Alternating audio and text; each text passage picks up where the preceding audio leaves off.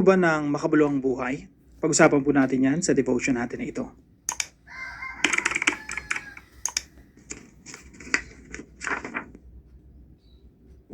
Magandang araw po sa bawat isa sa inyo. Welcome back to our 365 Daily Devotions, Bible Characters Edition. Ako po ay lubos na nagpapasalamat sa bawat isa sa inyo na gising na alas 5 ng umaga, kasabay po natin sa ating mga devotions. Gusto ko lang pong banggitin muna, greetings, no? Hello po sa inyo, Sunny Lazaro, Paulina, Abigail, Calvin M., Susan, Norma, William, Kuya Wax, Resiel, Melody, Milagros, Rogelio, Teresa, Avic, Brenda, and Edmundo. Maraming salamat po sa inyong pagsubaybay at pagsuporta dito po sa ating mga devotions araw-araw. Now, yung devotion po natin ngayon ay patungkol po kay Judah. Now, nung mga nakaraang devotion po, pinag-usapan natin yung buhay ni Joseph. So, paalala lang po, no, gusto ko talagang ma-familiarize kayo dito or ma-memorize natin yung family tree ni Abraham. So, si Abraham po, ang anak niya po ay si Isaac at ang anak ni Isaac ay si Jacob. So, yan po yung madalas na binabanggit sa Bible. For example, the God of Abraham, Isaac, and Jacob, no? Sila yung mga patriarchs. Sila yung kumbaga kinukonsider na mga leaders ng Israel. Kumbaga sila yung pinaka-ancestor, pinaka-ninuno nila. Si Jacob po, ang anak niya po yung 12 mga lalaki na eventually naging 12 tribo sa bayan ng Israel. And of course, merong special case kay Joseph. Meron siyang double portion. Now, si Joseph po, siya po yung napunta sa Ehipto at later on, dinala niya yung buong angkan niya sa Ehipto nung panahon ng taggutom. At sa Ehipto po, doon po sila nanagana. No, pinagpala sila ng Panginoon kasi si Joseph nga, yung kapatid nila, siya yung naging pangalawa sa pinakamataas na pinuno sa bansang Ehipto. Now, nung malapit na pong mamatay si Jacob, pinatawag niya lahat ng kanyang mga anak. At yung mga panahon na ito, bless niya yung kanyang mga anak. Now, yung blessing po ni Jacob sa kanila, ito po ay propesiya. Ibig sabihin, sinasabi ni Jacob, siya po ay, sa tulong ng Santong Espiritu, sinasabi ni Jacob yung mangyayari sa hinaharap. Kaya po yung devotion po natin dito, ito po yung pinaka-importante na mangyayari sa hinaharap. At ang kausap niya po rito, yung 12 niyang anak, siyempre kasama yung anak ni Joseph, no, yung 2 anak ni Joseph. At si Judah po, yung prophecy patungkol kay Judah, ito po yung pinaka-importante sa lahat. Matatagpuan po natin ito sa Genesis chapter 49. So sabi po rito, then Jacob called for his sons and said, gather around so I can tell you what will happen to you in days to come. Halika kayo rito, ibibless ko kayo. At sasabihin ko sa inyo kung anong mangyayari sa inyo sa hinaharap. At yung pinaka-importante pong blessing ay yung kay Judah. Now sabi po rito, the scepter will not depart from Judah, nor the ruler's staff from between his feet, until he to whom it belongs shall come, and the obedience of the nations shall be his. Ito po yung pinaka-importanting blessing dito, and explain ko po kung bakit. Now, una pong puntos natin sa umagang ito yung teaching number 1 natin. Your life can only be meaningful through Christ. Yung buhay natin mga kapatid ay magiging makabuluhan lamang dahil kay Kristo. Ibig sabihin, kung wala si Kristo, hindi makabuluhan yung buhay natin. Apart from Christ, you can do nothing. You're meaningless. You're hopeless. Walang kabuluhan. Nothing, as in absolutely nothing. Why? Because Jesus is our everything. Now si Judah po, wala rin kabuluhan naman yung buhay niya kung iisipin mo mabuti, kung hindi dahil kay Kristo. Yung mga binanggit lang ng Biblia patungkol kay Judah, mga simple lang. Siya ay nagpasimuno para traidorin o patayin si Joseph. Masamang tao to si Judah, no? Yung description sa kanya sa Bible.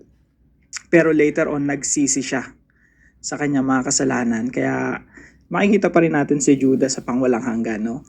Kasi pinagsisihan niya yung kanyang mga kasalanan at kinilala niya talaga si Yahweh.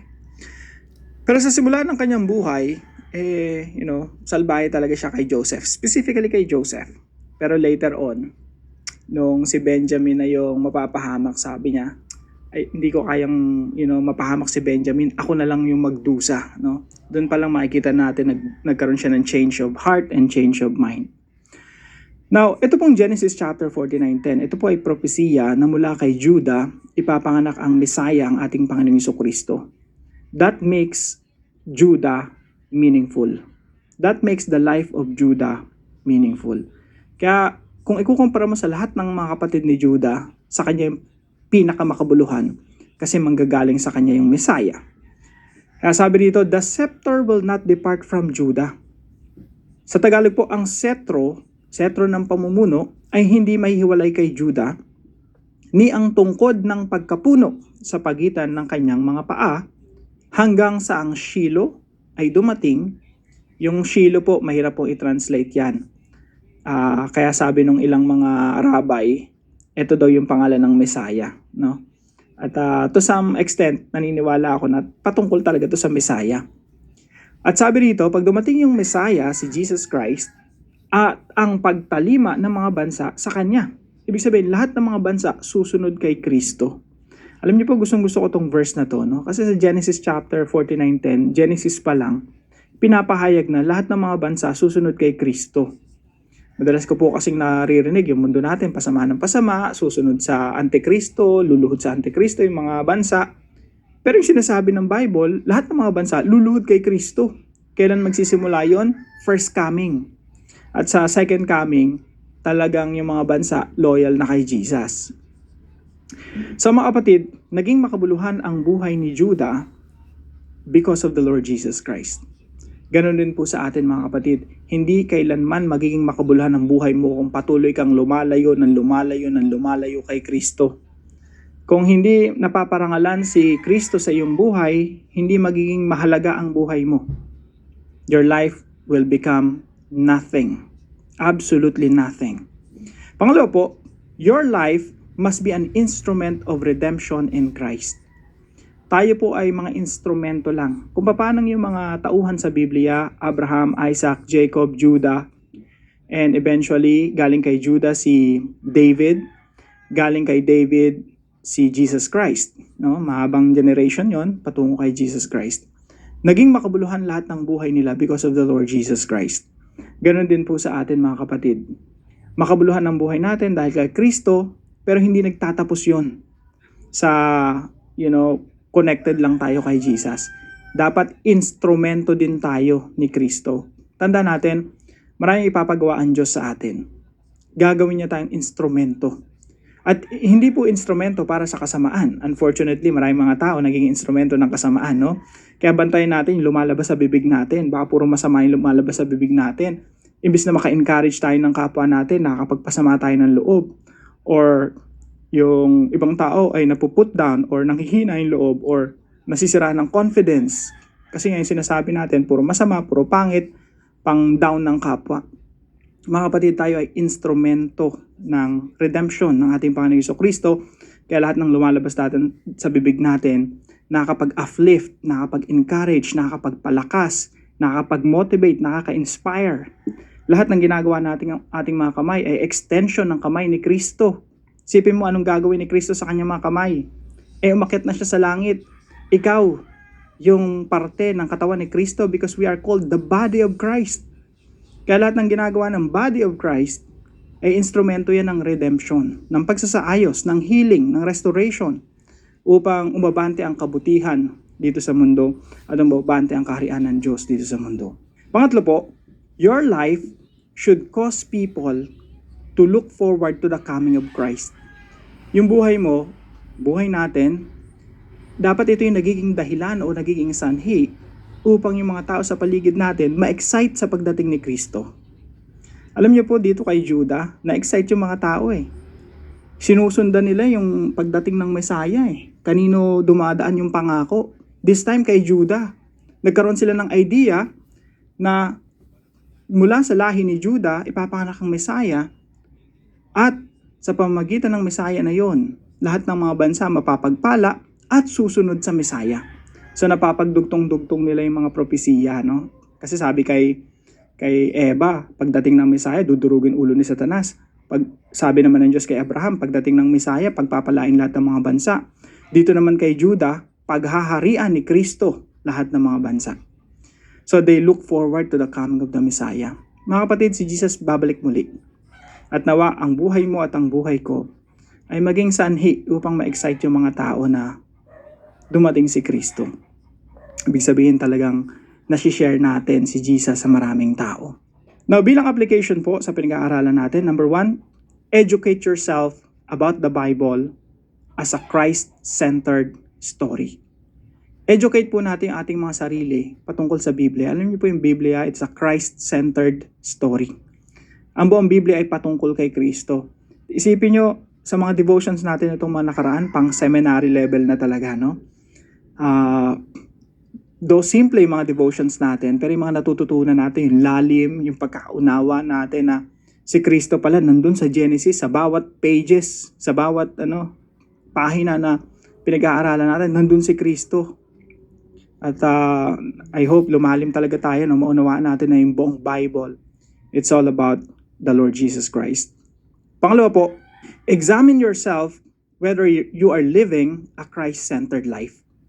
So yung Biblia natin, Christocentric. Ang tanong, tayo na mga bumabasa sa Bible, Christocentric din ba? Ang Biblia patungkol kay Kristo, nakatuon kay Kristo, nakafocus kay Kristo. Ang tanong, tayo ba na bumabasa ay nagiging Christocentric din, nakatuon din kay Kristo, nakafocus din ba kay Kristo?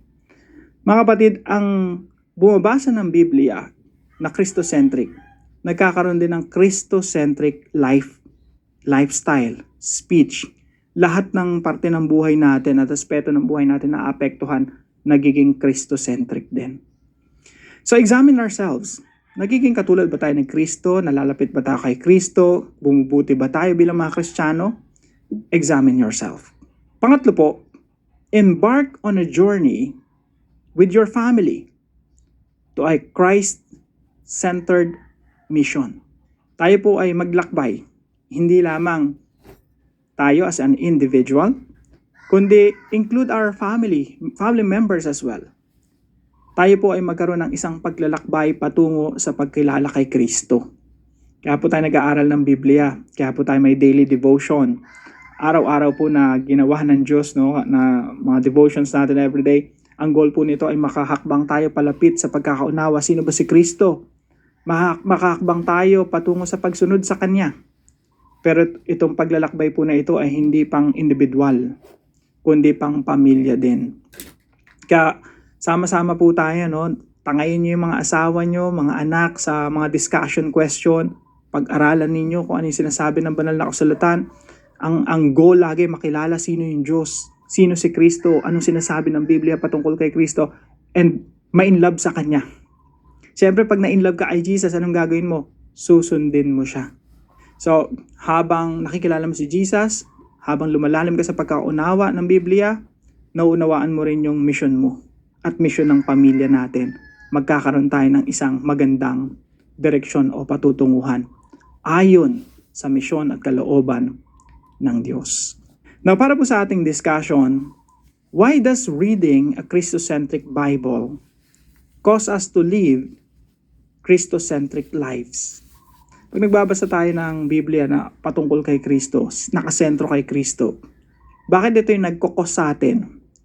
Naging sanhi upang tayo rin ay magkaroon ng Christocentric lives. Pag-usapan po natin yan sa ating mga discussion groups. At para naman po sa ating dive deeper, what is the main reason Jesus was called the Lion from the tribe of Judah? Ano ba yung pinakadahilan? Bakit tinatawag si Jesus na Leon, the true Lion King, no? From the tribe of Judah? At ito po ay may kinalaman sa pinag-aaralan nating talata ngayong umaga. Tayo po'y manalangin. Father God, I confess that my life often drifts from its true center, Jesus Christ. Teach me that my life only finds meaning in Him.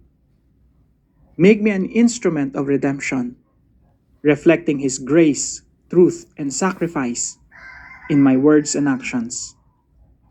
As I study your word, open my eyes to see Christ on every page of the Bible.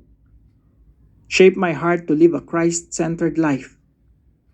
Search me and correct what is not aligned with Him. Lead my family and me into a shared mission that points others to His coming. May our lives awaken hope and expectation for King Jesus. In His mighty name, Amen and Amen.